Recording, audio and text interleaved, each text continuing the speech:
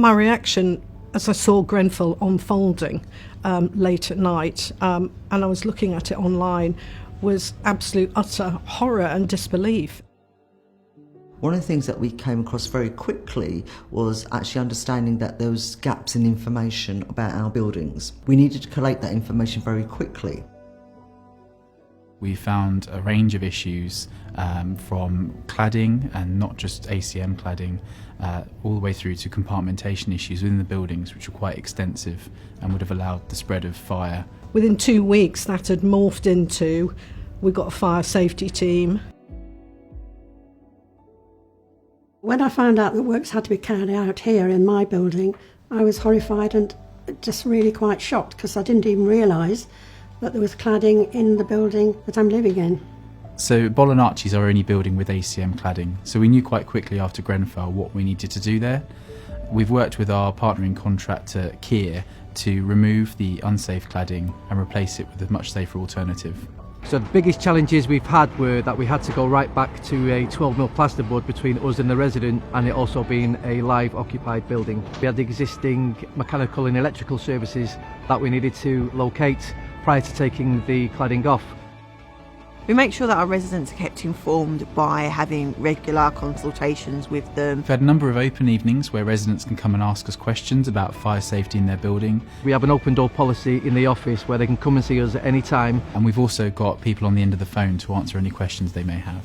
The key thing is to make sure that the residents know what you're doing at all times. It helps to keep them reassured and involved in the process. They made us feel safe. We had firemen here who were a great asset because they did reassure us. It's all about ensuring that residents are safe and feel safe.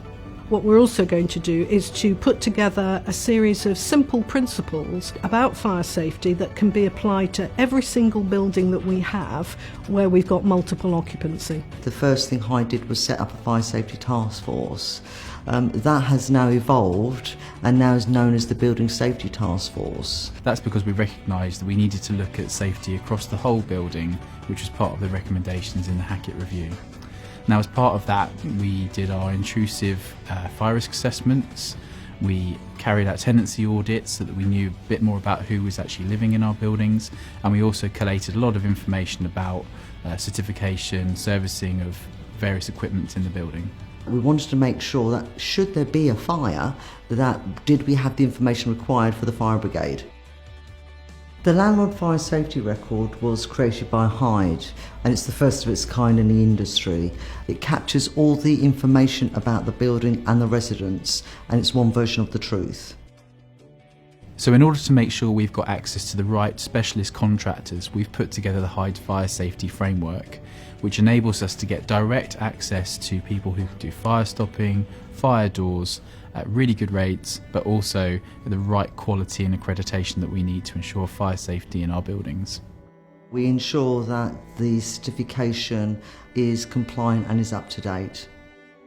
It's really important that we work with other housing associations because it's vital that we keep our residents safe. We need them to be safe, and so sharing with each other what we found, sharing best practice, sharing the things we're doing, helping each other out. All of that is really important to make sure that as a sector we all move forward and we get to that end position of residents being safe and feeling safe. Knowing that it is now safe is really quite amazing.